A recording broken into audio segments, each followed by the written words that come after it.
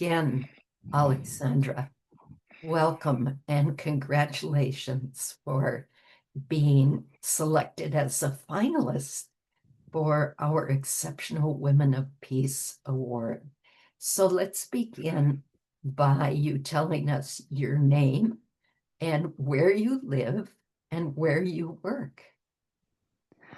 Thank you very much. I'm very honored to be here. And my name is Oleksandra. I live in Brussels, Belgium. I'm Ukrainian. And actually, when I applied for this nomination, I was working in the other place. I was working in the European Women's Lobby. And right now, I'm working in the European Commission's Humanitarian Aid Department.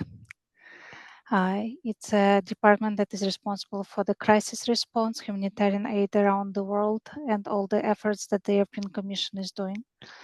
And at the same time, I was re-elected as the vice president of the Association of Ukrainian Women in Belgium, where I amplify my efforts in helping Ukrainian citizens, women, and girls especially. Oh, beautiful.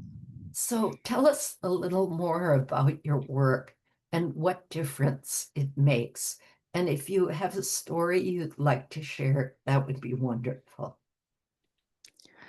I thought a lot about this question because it's very hard to differentiate one of the moments. Um, as I'm Ukrainian by nationality, it has been tough 3 years, last 3 years, even though I believe that the Ukrainian war started 10 years ago. And ever since it started, I was speaking about it. I wrote my two thesis papers on the propaganda and the influence of propaganda on the narratives in the European Union. But then when on 24th of February, your parents send you the message that they're just safe and they don't know if they will be able to evacuate themselves. And my little sister was there too. We didn't hesitate with my husband and my breastfed daughter at that time. We went to help them evacuate. And maybe at that moment when I was reaching out to people, just people whom I knew, we were able to find food for 1,200 babies because I was myself at that time a 25-year-old mother. I knew that mothers are losing milk, and it's something not many people think of when the war comes, and we were just bringing them in place. I know that it saved thousands of children. I guess that was the first thing that came to my mind, but there were so many other things ever since then. For example, when the refugees here in Belgium were trapped in the refugee camp, and I'm saying trapped because many of them started to develop infections, belly infections, and it was because the people who were the guards of this camp, they didn't think that the refugees needed soap. So I started a communications campaign to make sure that everyone gets at least soap and water in the refugee camp. And for me, I understand that peace is something that we are building, and peace is something that doesn't come in one day. A lot of people imagine peace as something that man and Zeus will decide and then everything will stop. But I've met so many children and women and men who are so traumatized by this. We should work on it and we should help people achieve at least some serenity whenever they are, wherever they are. And if they come from the war and they don't have even a soap, it's heartbreaking. Yeah. Yes. And Alexandra, I know in your application you talked about the time that you were attacked, and I Yes. wonder if you'd be willing to share that story. Yes, it started with the fact that I gave a speech together with my daughter. I put her in the sling because I thought that if someone sees a woman with a child uh, that asks for peace, it's something that would resonate with anyone, whoever is watching it. So our picture soon became quite known. And it happened that for now, it's still not sure if the man was following me around or he recognized me But when I was taking my daughter from school, he attacked me and her. She was just 2.5 years old, and she's still scared of men from what she saw.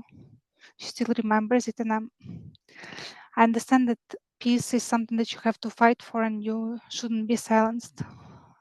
But I also understand that it's a toll my daughter also takes. I had to go through many psychological meetings. She had to go through many meetings with psychologists. Just that police takes it officially as an assault. And I talked during my speech exactly about that women are not safe whenever we are, and we want to fight for peace. And even if we are with the child, we are still seen as someone who destabilizes the society. They want to shut you up, even though if you talk for peace, and it should be so basic, right, for peace, even for children. And I talked exactly about that. Ukrainian children do not feel safe, and my daughter is half Belgian, half Ukrainian. She wasn't feeling safe from someone who thought that it's okay to try to touch her mother inappropriately in her eyes. Mm. Thank you. Thank you so much. So, Oleksandra, how do you define peace? And what is your kind of source for your dedication to peace, which is so strong? So, how do you define peace? And what is the source of your dedication? It's my family. My family went through a lot these past 3 years. My uncle was shot. I lost many friends in the war who were civilians. I had some impact on me too. And my mother, she had a huge psychological toll. It went to the fact that I, at 26, had to adopt my underage sister at that time, together with my daughter. And to me, the biggest source of peace is that I want the justice for the victims. I want that they get peace they deserve, that it's not that peace doesn't come to them. It's just that the war stops, for example, but that there are psychological programs that help them to build a normal life. Just now I'm doing a lot of advocacy efforts at my job. And just now I was preparing a communication that 1 in 5 women are the victims of the sexual violence. I met the victims of the sexual violence in Ukraine that who they were able to escape Ukraine, being the victims of the sexual violence from the Russian soldiers. But then when they reached Poland, they were denied of the abortion.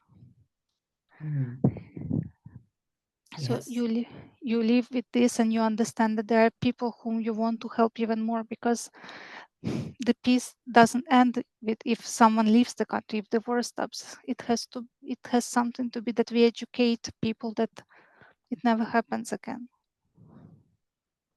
yes.